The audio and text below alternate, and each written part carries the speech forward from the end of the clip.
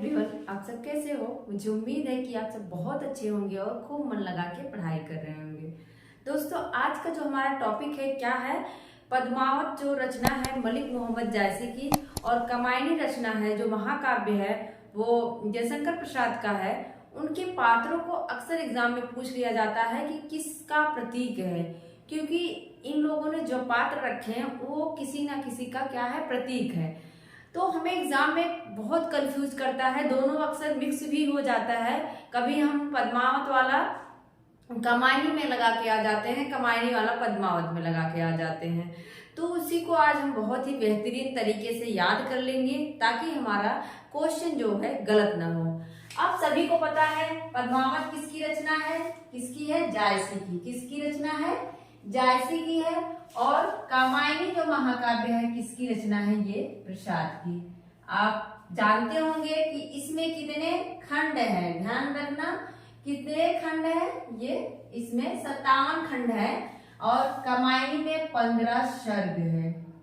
ये जो सर्ग है कभी कोई समय कह देता है, जैसे कि पृथ्वीराज रासों में कितने हैं, 69 समय है और 69 या 59 में क्लियर नहीं है, तो आप लोग देख लेना।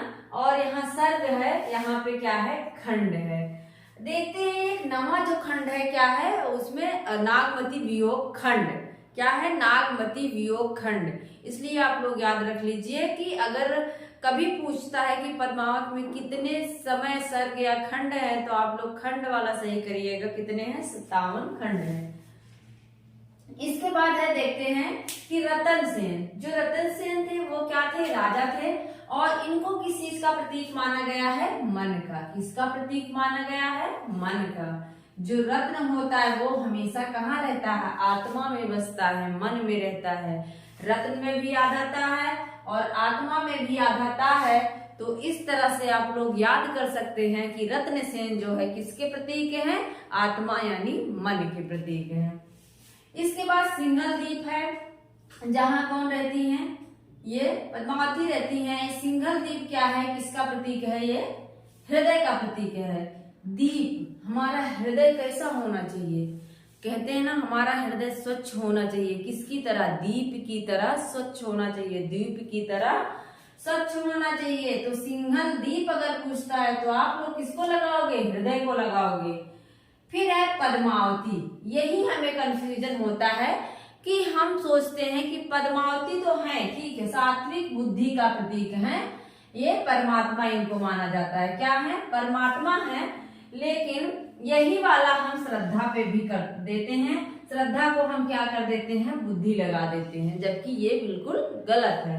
हमें श्रद्धा को बुद्धि नहीं लगाना है, बल्कि पद्मावती को सात्विक बुद्धि मतलब परमात्मा का प्रतीक माना गया है। और सुवा यानी हीरामन तोता जो था, जो राजा रतन सेन को बताता है पद्मावती के बारे में, जो उनको लेके जाता है पद्मावती के पास, वो कौन, किसका प्रतीक है, गुरु का प्रतीक है, हीरामन तोता। सुवा हीरामन, जो तोता होता है वो हीरा की तरह होता ही है। अगर हम तोते को पाले तो वो कैसा, हमारे बहुत ही करीब हो जाता है, हम जो बोलते हैं उसका उच्चारण वो भी करता है। तो हमारे जो तोता होता है वो हीरा की तरह बहुत ही हमारा खास हो जाता है, जैसे गुरु होता है। हीरा क्या होता है, गुरु भी क्या होता है, हीरा ही तो है। गुरु क्या है, हीरा है।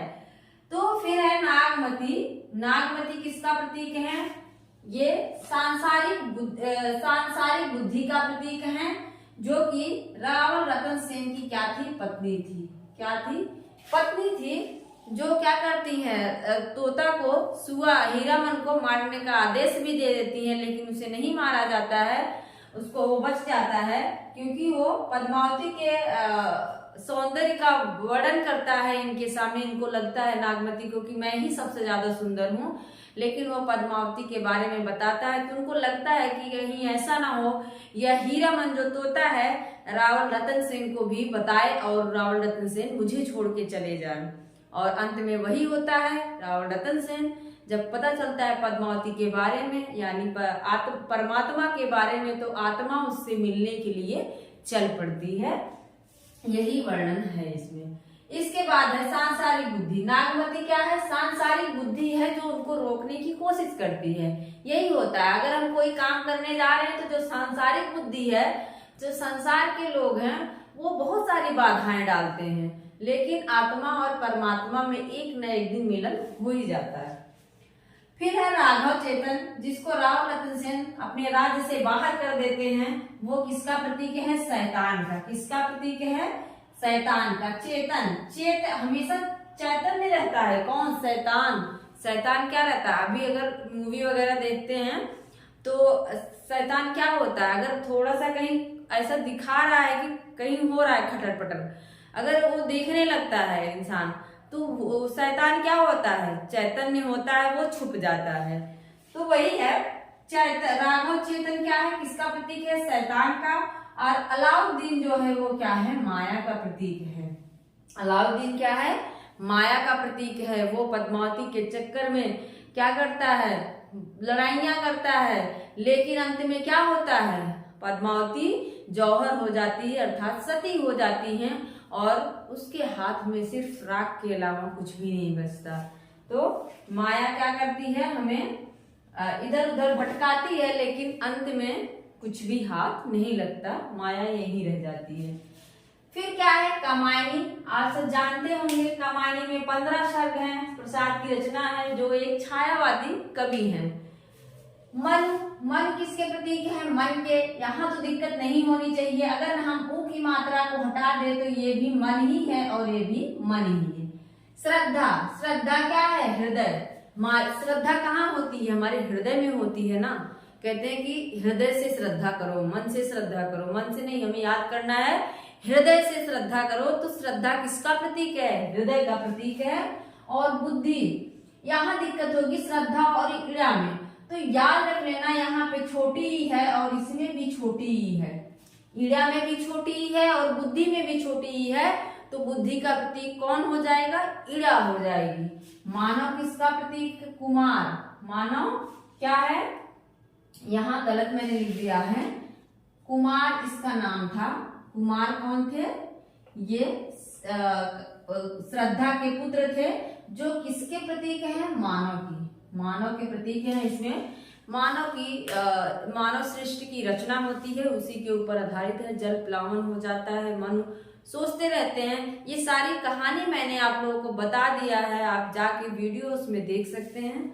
और मुझे लगता है आप लोगों को पात्र याद हो गया होगा। रतन सेन मन के प्रतीक हैं। सिंघल दीप के तरह हृदय होना चाहिए।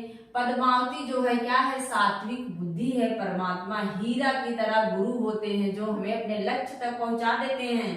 नागमती सांसारिक बुद्धि। राघव चेतन, शैतान हमेशा चैतन्य रहता है। अलाउद्दीन क्या है? माया का प्रतीक है। और पद्मावती में है मनु है।